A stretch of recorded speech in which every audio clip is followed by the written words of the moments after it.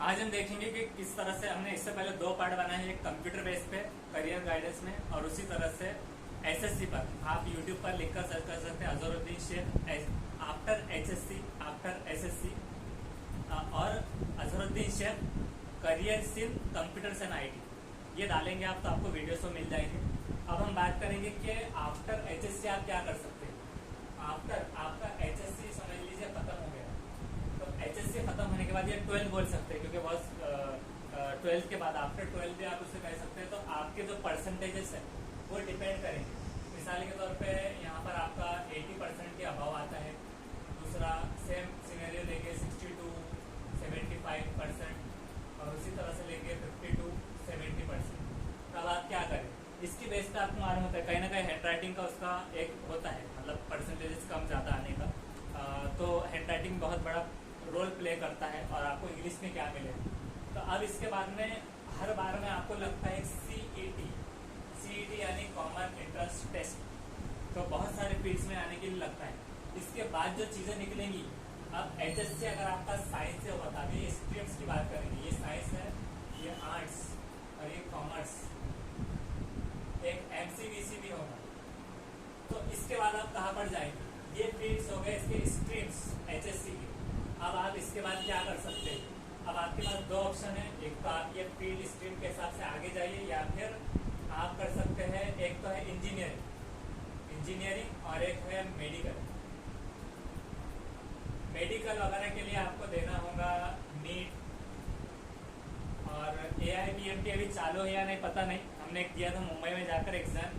All India level का होता है AI मतलब ऑल इंडिया लेवल का PMT प्री मेडिकल टेस्ट। और उसी तरह से CET भी होता है, common entrance test, MST CET जिसको बोलेंगे। CET सिर्फ एक नहीं होता है, हर एक का अलग अलग होता है। तो कभी भी जब कभी आप बोलेंगे तो MST CET ये लगाकर बोलना है। LLB CET आप सिर्फ CET का फॉर्म बोलेंगे, CET नंबर ऑफ CETs है। तो उसी तरह से सेम इंजीनियरिंग में भी होता है।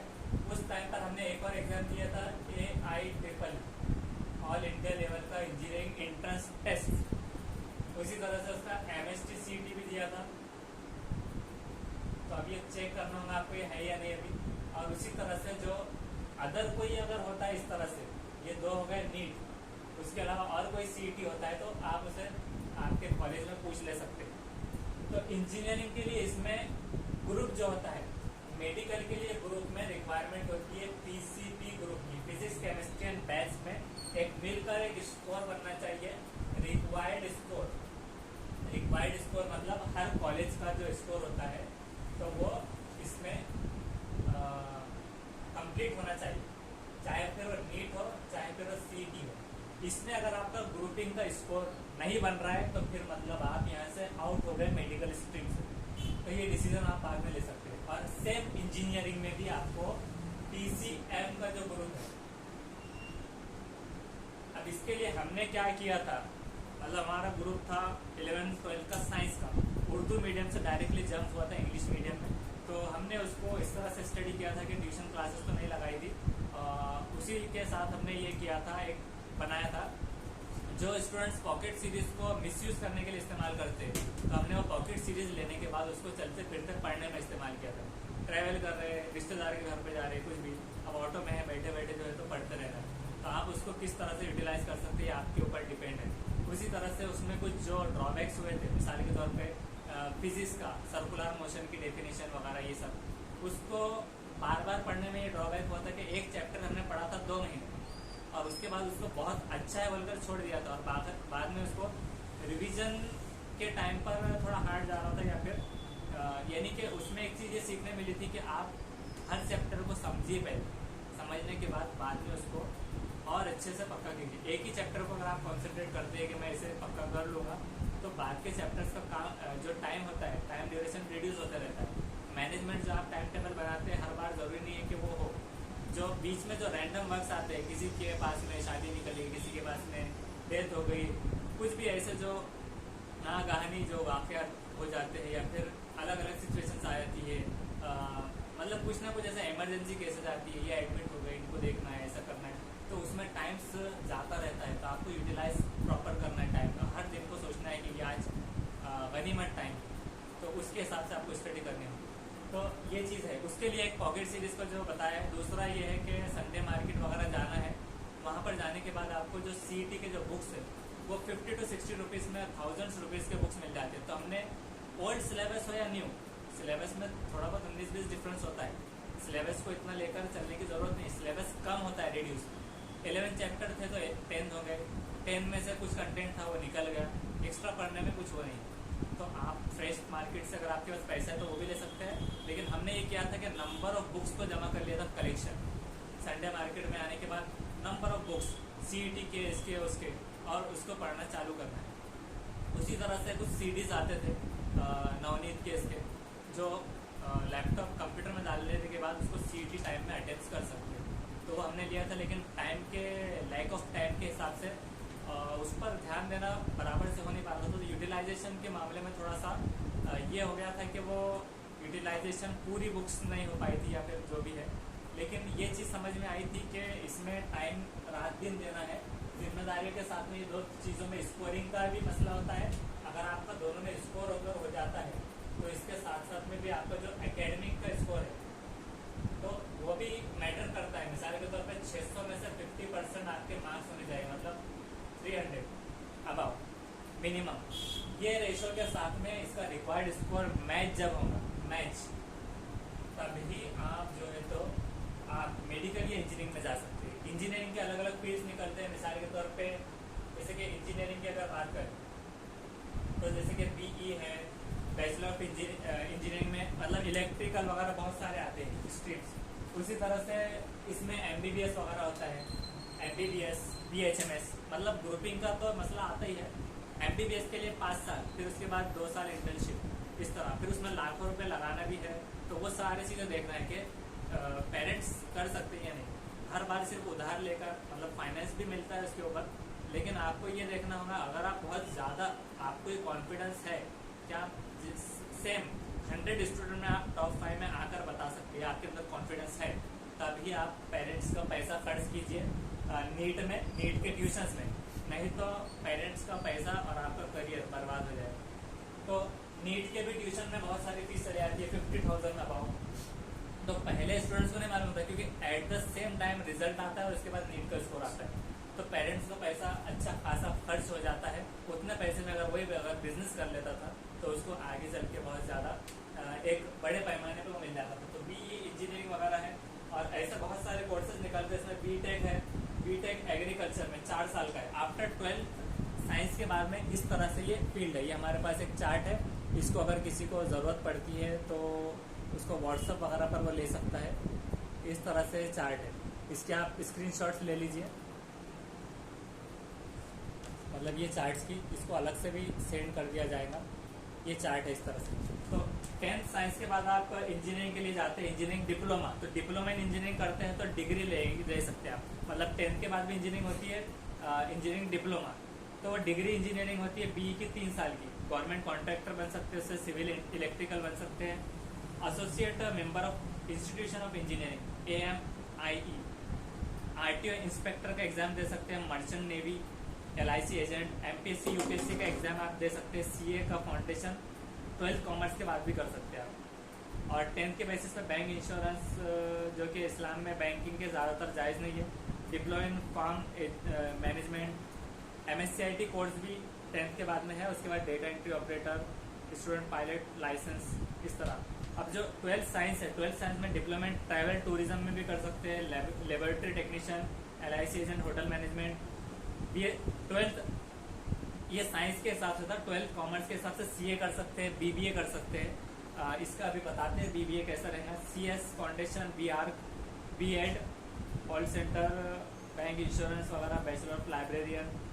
और उसी तरह से PCMB के साथ में BSc इन डेयरी, B.Pharm, BTech 4 साल का है। BSc एग्री 4 साल का। M.Tech उसके बाद मास्टर्स डिग्री में जा सकते हैं, M.Tech। उसी तरह से 12th साइंस में BAMS, MBBS है 4 इयर्स का, और 4.5 इयर्स मतलब 5 इयर्स का। उसके बाद MD 3 साल का, MS 3 साल का। स्पेशल डिप्लोमा भी कर सकते हैं। पैरामेडिकल कोर्सेस आते हैं 3 to 4 इयर्स के या फिर हाफ इयर्स के। बीएससी नर्सिंग एक होता है, बीएससी नर्सिंग। डीएमएलटी है 3 साल का। BSc home science, BSc botany, MSc, MPhil, PhD तक कर सकते हैं आप। ये आगे के हैं, इसको हम आगे बताएंगे। ये चार्ट तो है ही है, लेकिन इस तरह से फील्ड निकलते हैं। मतलब इंजीनियरिंग में बीई में इलेक्ट्रिकल, मैकेनिकल, सिविल, ये सारे निकलते हैं। तो बीई में मगर अच्छा खासा पैसा लोग कमाते हैं, ये चीज़ तो है। उसके ट्यूशन क्लासेस अगर आप लेंगे, ऑटो कैड वगैरह बहुत सारी चीज़ इसमें कर सकते हैं। तो एक स्मार्ट चीज़ है ये भी, लेकिन उसके लिए आपका बेस मैथमेटिक्स में क्लियर होना चाहिए। वो स्टूडेंट जिसको मैथमेटिक्स से कैलकुलेशन ही नहीं आ रहा हो, उसको पैसे गिनने नहीं आ रहा हो, या फिर उसको कैलकुलेशन में डिवाइडेशन, सब्सट्रैक्शन, एडिशन नहीं आ रहा हो, तो उसको बेस क्लियर करते बैठने में टाइम नहीं रहता है, तो उनके बस का ये चीज़ नहीं है। लेकिन अगर इसमें करियर बनाते बहुत अच्छा है। सेम इसी तरह से एमबीबीएस अगर कोई करता है तो एमबीबीएस में भी एक अच्छा एक फ्यूचर बना सकते हैं, उसकी तो डिमांड होती है। उसी तरह से बीएचएमएस है और अलग अलग कोर्सेज आते हैं, यूनानी वगैरह। तो इसमें किसी का इंटरेस्ट नहीं होता, क्योंकि बीएचएमएस के हिसाब से फिर क्लिनिक डालो, फिर वही कमर्शियल हो जाता है। अगर आपके अंदर क्वालिटी है, शिफा है, वैसे तो आप हकीम भी बन सकते हैं। फिजियोथेरेपी भी एक आता है। फिजियोथेरेपी मतलब नस क्लिनिक जो आता है, फिजियोथेरेपी मतलब बहुत सारे सोचते सिर्फ मसाज वगैरह, वो मसाज नहीं होता है। एक्यूप्रेशर, एक्यूपंक्चर और ऐसे 2-3 चीज़ें उसके अंदर रहती है। तो मसाज के अलावा नसों का रहता है, मतलब बॉडी की एनाटॉमी पढ़ना होती है स्टडी, उसके नसों के नाम होते हैं, वेन्स के नाम होते हैं, वो सारी चीज़ें उसके हिसाब से उसका इलाज होता है। मिसाल के तौर पे किसी के कमर में दर्द है, किसी के शोल्डर में दर्द है, तो उसको वो टेक्निक से जहाँ पर दर्द है उसको पॉइंट आउट करके उसको रिकवर कर सकते हैं। पर पेशेंट आपको 300 अभी मिनिमम रेट है, 500 भी होता है, तो आगे चल के वो और बढ़ जाएगा। सपोज 1000, तो 1000 के हिसाब से कोर्स लेता है पेशेंट। मिसाल के तौर पर 500 भी अगर कंसिडर कर लिया जाए, तो 500 के हिसाब से पेशेंट लेता है 5 डेज का कोर्स या 15 डेज का या 10 डेज का। तो एक पेशेंट से आपको 5000 निकल सकते हैं। तो फिजियोथेरेपी जो है ये एकदम आसानी से आप 12 के बाद में कर सकते हैं, लेकिन इसकी फीस भी ज़्यादा लगती है, 50,000 वगैरह इस तरह से अबाव ही होती है वो। तो अगर आपको इकोनॉमिकल वे में पैसे बचाते हुए कोर्सेज करना है, तो अब बात करते हैं ऐसे कोर्सेज की जो आप इसमें एलिजिबल हो ही नहीं पा रहे। एमबीबीएस को 5 साल लगेंगे, लाखों फीस लगेगी, इसमें कैलिबर होना चाहिए, उतना कॉन्फिडेंस है। तो पैसे माँ बाप की बर्बाद मत कीजिए। बीएचएमएस करके भी अगर आपको कॉन्फिडेंस है, बहुत जिद है कि मैं डॉक्टर ही बनूंगा, तो ये भी कर सकते हैं। तो फिजियोथेरेपी सस्ते में भी हो जाता है, और इसके बाद भी आप डॉक्टर बन सकते हैं फिजियोथेरेपी करने के बाद। तो ये लास्ट में आपका एम पूरा करने के लिए भी कर सकते हैं। ये प्राइवेट से भी हो जाएगा, इसके लिए ज़रूरी नहीं कि आप इसके बाद ही लें, आप बाद में भी ये कर सकते हैं। उसके बाद ऐसे कोर्सेज जो आप इसमें आपका लक नहीं आजमा पाए, तो आप ले सकते हैं BA bachelor of arts, BCom ले सकते हैं, बीएससी ले सकते हैं। बीएससी में बीएससी नर्सिंग एक होता है और अलग अलग होता है। नर्सिंग एक ये अलग कोर्स है, बीएससी नर्सिंग, इसके कॉलेजेस अलग होंगे। और बीएससी में कंप्यूटर साइंस एक होता है, कंप्यूटर साइंस उसी तरह से अलग अलग होता है, बीएससी आईटी वगैरह। उसी तरह से बीबीए एक होता है कोर्स, बीबीए, और बीसीए, बीसीएस, इस तरह से कोर्सेज होते हैं। और कोई कोर्स इसमें रह रहा होता आप याद दिला सकते हैं, कोई कोर्स रह रहा है सर इसमें BA, BCom, BSc, BBA, BCA, BCS, तो कोई कोर्स रह रहा होता आप याद दिला सकते हैं। तो बीए जो है जिन्होंने आर्ट्स किया उनके लिए बेस्ट है, टीचिंग फील्ड में निकलता है। जो टीचिंग है, जिसको ज़्यादातर पेरेंट्स अपने मतलब जो लड़कियां हैं उनको इसमें डालते हैं कि वो आगे चल के कर सकते हैं, लेकिन अभी भर्ती हो गई उसमें बहुत सारी। तो बीए के बाद में आप बीएड कर सकते हैं, इसकी भी सीईटी होती है, सीईटी देना होगा। और बीएड करने के बाद भी एक होंगी टीईटी और एक होंगी सीटीईटी, आपको इसको पास करना होगा। उसके बाद भी अभी मार्केट में ये अभी चल रहा है कि इसमें लाखों रुपए के बगैर काम नहीं हो रहा है और बराबर से नहीं हो पा रहा है, तो इसमें करियर लोगों का बर्बाद हो रहा है। अभी फिलहाल की ये सिचुएशन है, आगे चल के बोल नहीं सकते। बहुत कम रेशो है जिनका परसेंटेज गवर्नमेंट से लग रहा है। जाहिर ही बात है, जब सीट जो है तो 100 होंगी और लाखों लोग उसके अंदर एलिजिबल हो जाएंगे, तो लाखों में 100 सीट्स की रिकवरी नहीं हो पाएगी। तो या तो प्राइवेट ट्यूशन ले रहे हैं घर के घर में, उस तरह से गुजारा कर रहे हो, तो ये बीए को बहुत सोच समझ के लेना है आपको। बीकॉम विद टैली अच्छा डिमांड है, बीकॉम विद टैली। या आप कॉमर्स फील्ड से भी जा सकते